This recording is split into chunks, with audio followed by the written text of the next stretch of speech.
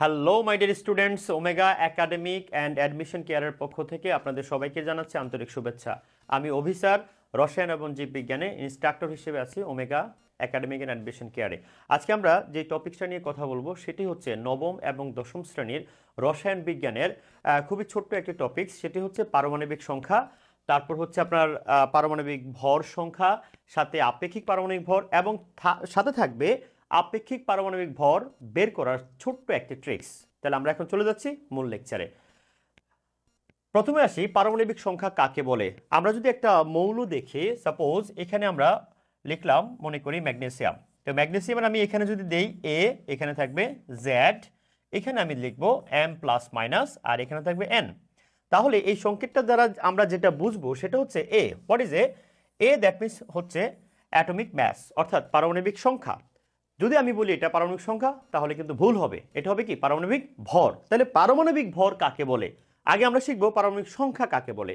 তাহলে ম্যাগনেসিয়ামের পাদবিন্দুতে যে জ্যাড আছে এটাই হচ্ছে পারমাণবিক সংখ্যা। তাহলে পারমাণবিক সংখ্যা কি? কোনো একটা মৌলের নিউক্লিয়াসে অর্থাৎ কেন্দ্রে যতগুলো প্রোটন থাকবে সেই সংখ্যাটাই হবে ওই মৌলের পারমাণবিক সংখ্যা। তাহলে পারমাণবিক ভর কাকে বলে আমরা এখন যদি পাশাপাশি দেখি যে পারমাণবিক ভরটা শেখার আগে যে পারমাণবিক সংখ্যাটা, লুক, সোডিয়াম। তো সোডিয়ামের হচ্ছে এখানে পারমাণবিক সংখ্যা 11। তাহলে পারমাণবিক সংখ্যা 11 মানে হচ্ছে তার কেন্দ্রে 11টি প্রোটন আছে, রাইট? তাহলে পারমাণবিক ভর কাকে বলবো? আমরা জানি যে যদি এটা একটা কেন্দ্র হয়ে থাকে এবং তার কেন্দ্রটা গঠিত হয় কি দিয়ে? আমরা সাধারণত যেটা জানি যে প্রোটন প্লাস নিউট্রন দিয়ে, রাইট? তাহলে প্রোটন এবং নিউট্রন, যেহেতু প্রোটন সংখ্যা চলে গেল আমাদের পারমাণবিক সংখ্যাতে, তাহলে প্রোটন সংখ্যার সাথে যদি নিউট্রন সংখ্যাটা যোগ হয় তাহলে আমরা পেয়ে যাব ভর সংখ্যা। তাহলে পারমাণবিক সংখ্যা কি? কোনো একটা মৌলের কেন্দ্রে অর্থাৎ নিউক্লিয়াসে যতগুলো প্রোটন থাকবে সেই প্রোটন সংখ্যাকে আমরা বলবো পারমাণবিক সংখ্যা। তাহলে পারমাণবিক ভর কাকে বলে? কোনো মৌলের কেন্দ্রে প্রোটন এবং নিউট্রন সংখ্যার যোগফলকে বলা হয় পারমাণবিক ভর।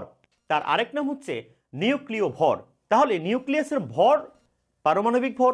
ওকে, আমরা এখন দেখব যে স্যার বুঝতে পারলাম যে ম্যাগনেসিয়াম, তাহলে আমি কত লিখবো এখানে পারমাণবিক সংখ্যা? ম্যাগনেসিয়ামের প্রোটন সংখ্যা হচ্ছে 12, তাহলে পারমাণবিক সংখ্যা কত হবে? 12। তাহলে এই ম্যাগনেসিয়ামের পারমাণবিক ভর সংখ্যা কত হবে? তোমরা কি জানো যে ভর সংখ্যা বের করার একটা ছোট্ট ট্রিক্স আছে? সেটি কি? কোনো একটা মৌলের পারমাণবিক সংখ্যা যদি দেখো যে জোড় সংখ্যা আসছে, ঠিক আছে, তাহলে জোড় সংখ্যা আসলে তার সাথে যদি আমরা নিউটন সংখ্যা যোগ করি তাহলে কি পেয়ে যাব? পারমাণবিক ভর। কিন্তু একটু ভুল আছে, সেটা কি? তুমি দেখবা যদি সংখ্যাটা জোড় হয় তাহলে নিউটন সংখ্যাটাও কি হবে? জোড় সংখ্যা হবে, তবে সকল মৌলের ক্ষেত্রে না। এটা 1 থেকে 20 পর্যন্ত অ্যাপ্লাই করা যায়, তবে কিছু কিছু মৌলের ক্ষেত্রে একটু ব্যতিক্রম আছে। কিরকম? যেমন ধরো ম্যাগনেসিয়ামের কোনো ব্যতিক্রম নেই, ম্যাগনেসিয়ামের পারমাণবিক সংখ্যা কত? 12। তাহলে নিউটন সংখ্যা কত হবে? আমি যদি এখানে করি পি প্লাস এন, তাহলে প্রোটন সংখ্যা 12, নিউটন সংখ্যা কত? 12। এখন তুমি আমাকে যদি এই প্রশ্ন করো যে কেন 12 হলো, তাহলে আমাদের যেতে হবে মূল লেকচারে। আর মূল লেকচারটা আমরা সাধারণত অফলাইনে নেই, আমরা অনলাইনে এখনো সেই হিসেবে মূল লেকচার শুরু করি নাই। তাহলে তুমি পেয়ে গেলে কি যে প্রোটন সংখ্যা এন্ড নিউটন সংখ্যার যোগফলে হলো ওই মৌলের পারমাণবিক ভর সংখ্যা, যেটা হচ্ছে নিউক্লিয়াসের মোট ভর। ওকে, এখন তুমি যদি আমাকে বলো যে স্যার বুঝতে পেলাম যাদের যে সকল মৌলের পারমাণবিক সংখ্যাটা বেজোড় হবে তাদের ক্ষেত্রে কি নতুন কোনো রুলস আছে? অবভিয়াসলি কিছু কিছু মৌলের ক্ষেত্রে তুমি দেখবা, যেমন ধরো এই যে সোডিয়াম, তার পারমাণবিক সংখ্যা কত? 11, তাহলে তার প্রোটন সংখ্যা কত? 11। এখন নিউটন সংখ্যা কি হবে? নিউটন সংখ্যা হবে, যদি কোনো মৌলের পারমাণবিক সংখ্যাটা বেজোড় হয় তাহলে নিউট্রন সংখ্যা তার সাথে যেই সংখ্যাটা আছে বেজোড় তার সাথে 1 যোগ করতে হয়। এখানে দেখো সোডিয়ামের কত? 11। তো আমি যদি এখন এই 11-র সাথে নিউট্রন সংখ্যাটা যোগ করি তাহলে নিউট্রন সংখ্যা কত হবে? 11 যোগ 1। ঠিক আছে, যে বেজোড় হলে সাধারণত 1 যোগ করতে হয়, তাহলে কত দাঁড়ালো? টোটাল 23। অর্থাৎ সোডিয়ামের পারমাণবিক ভর হবে কত? 23। ঠিক আছে, তাহলে এইভাবে আমরা চাইলে পারমাণবিক ভর সংখ্যা বের করতে পারবো একেবারে ইজিলি।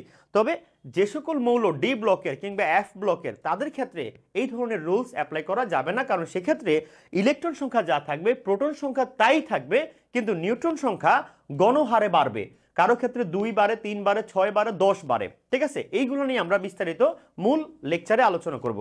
মাই ডিয়ার স্টুডেন্টস, আমরা এখানে দেখো পারমাণবিক সংখ্যা কাকে বলে আমি একটু, যেহেতু আমার স্লাইড আছে এখানে আমি দেখাচ্ছি, কোন মৌলের পরমাণুর নিউক্লিয়াস বা কেন্দ্রে যত সংখ্যক প্রোটন থাকে সেই সংখ্যাকে ওই মৌলের পারমাণবিক সংখ্যা বলে। পারমাণবিক সংখ্যাকে আমরা কি দ্বারা প্রকাশ করব? জেড দ্বারা প্রকাশ করব। আমরা এখানে একটা প্রতীক নিছি ম্যাগনেসিয়াম। সো ম্যাগনেসিয়ামের পাদবিন্দুতে জেড, দ্যাট ইজ পারমাণবিক সংখ্যা, আর ম্যাগনেসিয়ামের ঠিক মাথার উপরে যে এ আছে এটা হলো কি? পারমাণবিক ভর সংখ্যা। ওকে, তো আমরা এখন নিচে চলে আসি, ভর সংখ্যা কাকে বলে একটু ভর সংখ্যাটা দেখব। চলে আসো বাচ্চারা, এখন আমরা ভর সংখ্যাটা দেখি। ভর সংখ্যা আগেই বলা হলো যে নিউক্লিয়াসের, যেহেতু কেন্দ্রে নিউক্লিয়াস থাকে, এখানে আমরা বলতে পারি নাইস পিক। নাইস পিক মানে হচ্ছে proton and neutron, that is এটা যোগফল। এটা আমরা আগেও একটু আগে ক্লাসে বলে গেছি যে পরমাণুর নিউক্লিয়ন সংখ্যাই তার ভর সংখ্যা। কোন মৌলের একটি পরমাণুর নিউক্লিয়াসের মধ্যে প্রোটন ও নিউট্রনের মোট সংখ্যাকে ওই মৌল বা পরমাণুর ভর সংখ্যা বলে। অর্থাৎ ভর সংখ্যা ইকুয়াল হচ্ছে প্রোটন সংখ্যা প্লাস নিউট্রন সংখ্যা। তবে নিউট্রন সংখ্যার ক্ষেত্রে আমরা কি বলছিলাম যে প্রোটন সংখ্যা যদি জোড়ায় জোড়ায় থাকে তাহলে নিউট্রন সংখ্যা ওটাই হবে, তার সাথে এক যোগ হবে। কিন্তু জোড়ায় হলে কিন্তু যোগ হবে না, যদি বেজোড় হয় সেক্ষেত্রে আমরা যোগ করতে হবে। কিরকম দেখি আরেকটা, ধরো পটাশিয়াম। এখন পটাশিয়ামের পারমাণবিক সংখ্যা কত? আমরা জানি পটাশিয়াম হচ্ছে 19। যেহেতু এটা ভাইয়া বেজোড় সংখ্যা, তাই নিউট্রন সংখ্যা তোমার যেটা লিখতে হবে সেটা হচ্ছে 19 প্লাস, এবার নিউট্রন সংখ্যা কত হবে? 19 প্লাস 1। হ্যাঁ, ওকে, তাহলে এখানে কত দাঁড়ালো? তোমরা দেখতেই পাচ্ছ যে টোটাল হবে 39। তো কিভাবে আসলো 39? পটাশিয়ামের পারমাণবিক ভর হচ্ছে 39, পারমাণবিক সংখ্যা কত? 19, তাহলে নিউট্রন সংখ্যা কত হবে? 19 প্লাস 1। যেহেতু আমাদের প্রোটন সংখ্যাটা বেজোড় আছে, বেজোড় থাকলে 1 যোগ করতে হয়। একইভাবে তুমি দেখতে পারো ফ্লোরিন, তাহলে ফ্লোরিনের কত? 9। এটা কি সংখ্যা? প্রোটন সংখ্যা। যেহেতু এটা বেজোড় আছে তাহলে নিউট্রন সংখ্যা আমাদের 1 যোগ করতে হবে। তাহলে কি দাঁড়ালো? 9 যোগ 1, তাহলে নিউট্রন সংখ্যা কত হবে? 10টা। তাহলে আমরা যদি এখানে লিখি 10 আর 9 যোগ করলে কত হয়? 19। তাহলে আমরা পেয়ে গেলাম ফ্লোরিনের পারমাণবিক। একইভাবে ক্লোরিনের তুমি বের করতে পারবা। তাহলে পারমাণবিক সংখ্যা, পারমাণবিক ভর সংখ্যা অথবা নিউক্লিয়ন সংখ্যা আপাতত ক্লোজড। ওকে, আমরা এখন নতুন একটা টপিকস নিয়ে কথা বলবো, তার নাম হচ্ছে আপেক্ষিক পারমাণবিক ভর বা আপেক্ষিক আণবিক ভর। এটা হয় কখন? এটা জানতে হলে আমাদের আইসোটোপ সম্পর্কে আইডিয়া থাকতে হবে। আইসোটোপ কি? দেখো, আইসোটোপ মানে হচ্ছে আইসো, দ্যাট মিন্স হচ্ছে সেম, অর্থাৎ একই। ঠিক আছে, একই, যেটাকে আমরা বলি আইসো। আর যদি আমি টোপ বলি, TOPE, টোপ। এখন টোপে কে আছে? প্রোটন আছে। তাহলে প্রোটন, দ্যাট মিন্স কি দাঁড়াইলো? যদি আমি এখানে প্রোটন লিখি তাহলে এটা আমি বক্স করে দিলাম, এটা দাঁড়ালো কি? Same proton. অর্থাৎ যে সকল মৌলের প্রোটন সংখ্যা একই হবে কিন্তু ভর আর নিউট্রন সংখ্যা ভিন্ন হবে, ওই সকল মৌলকে আমরা পরস্পর কি বলি? আইসোটোপ বলি। এখন তুমি বলো যে আমি নিজে একটা ক্লোরিন, তাহলে আমার যে ক্লোরিনের কোড থাকবে দুইটা ক্লোরিনের। নাম্বার 1 হচ্ছে ক্লোরিন, একটা হচ্ছে তোমার মনে করো যদি আমি প্রকৃতিতে ক্লোরিনকে হিসেব করি, যে প্রকৃতিতে আমরা দুইটা ক্লোরিন পাই, ঠিক আছে, একটা হচ্ছে ধরো 17, আরেকটা কত? 17, দুইটাই 17। কিন্তু এইখানে তুমি একটা জিনিস লক্ষ্য করবা, এটা হলো 35 আর এটা কত? 37। তাহলে বাচ্চারা কি দাঁড়ালো? এখানে আমার প্রোটন সংখ্যা যা, নিউট্রন সংখ্যা দুটো বেড়ে গেল। আর নিউট্রন সংখ্যা বেড়ে যাওয়াই মানে হচ্ছে যে এটা একটা আইসোটোপ, তেজস্ক্রিয় আইসোটোপ। ওকে, এখন তুমি দেখো যে ক্লোরিন, এই যে একটা মৌল দেখতে পাচ্ছ ক্লোরিন 17, পারমাণবিক ভর কত? 35। এইটা আরেকটা দেখো। এন্ড আমি যদি বলি দুইটা ক্লোরিনের সাপেক্ষে এই ক্লোরিনের পারমাণবিক ভর কত, সেটাই কি হবে? আপেক্ষিক পারমাণবিক ভর। তুমি দেখো হাইড্রোজেনের 7টা আইসোটোপ আছে, এই 7টা আইসোটোপের মধ্যে 3টা আইসোটোপ আমরা পাই, সেটা কি কি? Hydrogen, deuterium and protium. আমি যদি ডিউটেরিয়াম এবং প্রোটিয়াম দুইটাকে অ্যাভারেজ করি তাহলে আমি মূল হাইড্রোজেনের আপেক্ষিক পারমাণবিক ভর পেয়ে যাব। ওকে, এটার একটা ফর্মুলা আছে। তাহলে আগে আমরা শিখবো আপেক্ষিক পারমাণবিক ভর কাকে বলে। লুক এট, কোন পদার্থের অণুতে বিদ্যমান পরমাণু সমূহের আপেক্ষিক পারমাণবিক ভরের সমষ্টিকে আপেক্ষিক কি বলা হয়? আণবিক ভর বলা হয়। তাহলে আমরা এখন কোথায় চলে গেলাম? একটা যৌগের মধ্যে গেলাম। কিন্তু আমি যদি মৌলের ক্ষেত্রে বের করতে চাই তাহলে কি হবে? তাহলে হবে কোনো পদার্থের বা কোনো মৌলের মধ্যে বিদ্যমান, কোনো মৌলের মধ্যে বিদ্যমান পরমাণু সমূহের পারমাণবিক ভরের সমষ্টিকে। তাহলে তুমি একটু লক্ষ্য করে দেখো, এইখানে আছে কত? 35, এখানে কত? 37। এটাকে অ্যাভারেজ করলে যে ভ্যালুটা আসবে সেটাই হচ্ছে ওই ক্লোরিনের, মূল ক্লোরিনের আপেক্ষিক পারমাণবিক ভর।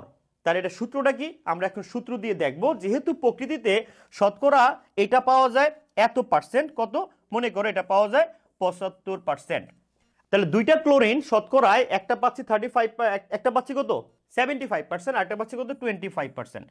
এখন প্রশ্ন হলো স্যার এখান থেকে আমরা মূল যে ক্লোরিন পরমাণু তার আপেক্ষিক পারমাণবিক ভর কিভাবে বের করা যায়, আমরা এখন সেই ফর্মুলাটা দেখব।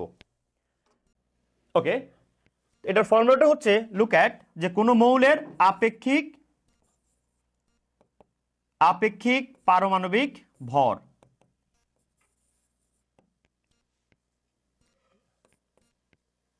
ইকুয়াল তুমি লিখতে পারো, নিচে আমরা লিখতে পারি দেখেন 100। তো আমি যদি এখন এইখানে প্রথমে তো হবে m1 ইন্টু হচ্ছে x, এখন আমরা দিব এখানে যোগ m2 ইন্টু হচ্ছে y। এখন স্যার m কি? m হচ্ছে আমাদের প্রকৃতিতে যে দুইটা মৌল পাচ্ছি আমরা আইসোটোপ, ধরেন ক্লোরিন প্রথমটা কত, ক্লোরিন হচ্ছে প্রথমটা 17 আর এটার পারমাণবিক ভর কত 35। সো ভাইয়া আমি এখন এখানে দেখাবো তোমাকে যে ক্লোরিনের দুইটা যে মৌল আমরা শতকরা পাচ্ছি প্রকৃতির মধ্যে, প্রথমটা কত ভাইয়া, প্রথমটা হচ্ছে 35। তো 35 যেহেতু আমি এটার বসাবো এখন 35, লুক অ্যাট 35 বসাবো, আর এটার শতকরা পরিমাণ কত প্রকৃতিতে 75%। ওকে, এবার আমি একটা যোগ চিহ্ন দিব। এবার তুমি এখানে লিখবা m2, m2টা কত, m2 এর পারমাণবিক ভর কত 37 ইন্টু হচ্ছে এটা প্রকৃতিতে কত পার্সেন্ট 25%, ডিভাইডেড বাই কত 100। এবার তুমি ডিরেক্ট তুমি যদি এখানে গুণ করে যোগ করে ভাগ করো তাহলে মানটা চলে আসবে 35.5, অর্থাৎ ক্লোরিনের আপেক্ষিক পারমাণবিক ভর হচ্ছে 35.5। ঠিক আছে, এই হচ্ছে আমাদের আপাতত আপনার কোনো একটা মৌলের আপেক্ষিক পারমাণবিক ভর বের করার শতকরা হিসাবটা। এখন তুমি প্রশ্ন করতে পারো স্যার যদি শতকরা না থাকে তাহলে আমরা কিভাবে করব, এটার জন্য কোনো ফর্মুলা আছে কিনা। জাস্ট 2 মিনিটের মধ্যে আমরা এখন দুইটা সূত্র দেখব যে শতকরা না থাকলে কোনো একটা মৌলের একটা পরমাণুর ভর দেওয়া আছে সেখান থেকে কিভাবে ওই মৌলের আপেক্ষিক পারমাণবিক ভর দেওয়া যায় কিংবা লেখা যায়। ওকে, আমরা এখন সেটা দেখব।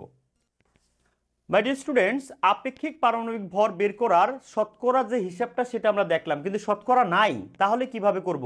সেই ক্ষেত্রে আমরা আপেক্ষিক পারমাণবিক ভর বের করার ক্ষেত্রে দুটো সূত্র এখন ফলো করব। নাম্বার 1 যে সূত্রটি সেটা একটু দেখে নেই। সূত্রটা হচ্ছে আপেক্ষিক পারমাণবিক ভর বের করার সূত্র। ঠিক আছে, তো আমরা এখন প্রথম যে সূত্রটা দেখব সেটা আমি এখানে সমান সাইন দিয়ে লিখব। দেখো যে লুক এট, প্রথমত হবে এ, আমি এ দিয়ে লিখব একটি পরমাণুর ভর, একটি পরমাণুর ভর। তো প্রথমত আমার কি করতে হবে বাচ্চারা, আমাকে এখানে একটি পরমাণুর ভর বের করতে হবে। সূত্রটা কি, ওই মৌলের, লুক এট, ওই মৌলের পারমাণবিক ভর divided by number of Avogadro. ঠিক আছে, এ হলো প্রথম সূত্র। মানে জাস্ট এটা তো আমি 1 নম্বরে লিখছি এই কারণে, কারণ আপেক্ষিক পারমাণবিক ভর আর হচ্ছে আপেক্ষিক আণবিক ভর। আমরা আজকে আপেক্ষিক পারমাণবিক ভরের ফর্মুলাটা দেখতেছি। ওকে, তো এতে কি আছে, প্রথমে আমার কি বের করতে হবে, প্রথমে বের করতে হবে একটি পরমাণুর ভর। সূত্র কি, আমি যে মৌলের আপেক্ষিক পারমাণবিক ভর বের করব সেই মৌলের রিয়েল যে পারমাণবিক ভর আছে সেটা লিখবো ডিভাইডেড বাই কি নাম্বার অফ অ্যাভোগাড্রো। আর বি নাম্বারে যে সূত্রটা আছে ডিরেক্ট, তাহলে এবার আমরা চলে যাব আপেক্ষিক পারমাণবিক ভরে। এই যে আপেক্ষিক, ওই মৌলের আপেক্ষিক পারমাণবিক ভর ইকুয়াল হচ্ছে একটি পরমাণুর ভর, একটি পরমাণুর ভর, একটি পরমাণুর ভর ডিভাইডেড বাই কার্বন 12 আইসোটোপের 1/12 অংশের ভর। মাই ডিয়ার স্টুডেন্টস, আমরা জানি 1961 সালে একটা কেমিস্ট্রিতে বিশাল একটা সম্মেলন হয়। সেই সম্মেলনে টোটাল 3টা স্কেল প্রস্তাবনা আসে। একটা হলো কার্বন স্কেল, হাইড্রোজেন স্কেল, এটা কি অক্সিজেন স্কেল। কিন্তু সর্বসম্মতিক্রমে কার্বন স্কেলটাকে অর্থাৎ কার্বন 12 আইসোটোপকে সর্বজন স্বীকৃত করা হয়। কিরকম সেটা দেখো, কার্বন 12 আইসোটোপের 1/12 অংশের ভর, এটাকে আমরা ডিরেক্টলি মানটা লিখবো 1.6675 10⁻⁻24 গ্রাম। ঠিক আছে? সো ভাইয়া দেখো আপেক্ষিক পারমাণবিক ভরের একক নেই কেন? কেনই বা থাকবে? কারণ একটি পরমাণুর ভর যেটা আসতেছে সেটাও কিসে আসবে? গ্রামে আসবে। তাহলে আমার এই যে 1 ডাল্টন মানে কার্বন 12 আইসোটোপের যে 1/12 অংশের ভর যেটা সেটা কোন এককে আসবে? গ্রামে আসবে। তাহলে আমার যদি এখানেও গ্রাম থাকে নিচেও গ্রাম, তাহলে উপরে এবং নিচে লব এবং হরে আপনার গ্রাম গ্রাম কাটা চলে গেলে আপেক্ষিক পারমাণবিক ভরের কোনো একক থাকে না। ঠিক আছে? তো আমি যদি এখন এই সূত্রটাকে মুখস্থ রাখি বা জানা থাকে এবং এই যে আরেকটা সূত্র, এই দুইটা সূত্র আমি যদি জেনে যাই তাহলে যে কোনো মৌলের আমি আপেক্ষিক পারমাণবিক ভর বের করে ফেলতে পারবো। ঠিক আছে? এই সূত্রের নাম হচ্ছে আপনার কইয়ের তেল দিয়ে কই ভাজা, অর্থাৎ আপনি যাকে বের করতে চাচ্ছেন তাকেই আমরা প্রথমে ব্যবহার করতেছি। ওকে, তো এইটা নিয়ে বিস্তারিত ক্লাস হবে ইনশাআল্লাহ আমাদের ডিটেলস প্রমোশনাল ক্লাসগুলোতে। আমরা অফলাইনে ভেঙে ভেঙে প্রত্যেকটা লাইনকে বোঝানোর চেষ্টা করব। তাই আমাদের ওমেগা একাডেমিক অ্যান্ড অ্যাডমিশন কেয়ারে এই নতুন নতুন চমকপ্রদ তথ্যগুলো পাওয়ার জন্য নবম এবং দশম শ্রেণীতে রসায়ন, জীববিজ্ঞান, physics, higher math, general math, Bangla, English, ICT অথবা অল সাবজেক্ট কিংবা শুধুমাত্র সায়েন্সের সাবজেক্ট অথবা শুধুমাত্র সাধারণ যে সাবজেক্টগুলো আছে বাংলা, ইংলিশ, আইসিটি, বিজিএস, সে সকল সাবজেক্টে ভর্তি চলছে। তাই যারা এখনো ভর্তি হওনি খুব দ্রুত আমাদের ওমেগা একাডেমিক অ্যান্ড অ্যাডমিশন কেয়ারের অফিসে এসে যোগাযোগ করার জন্য আমন্ত্রণ রইল। এছাড়া তুমি যোগাযোগ করতে পারো আমাদের স্ক্রিনে দেওয়া নাম্বারে। ধন্যবাদ সবাইকে। আসসালামু আলাইকুম।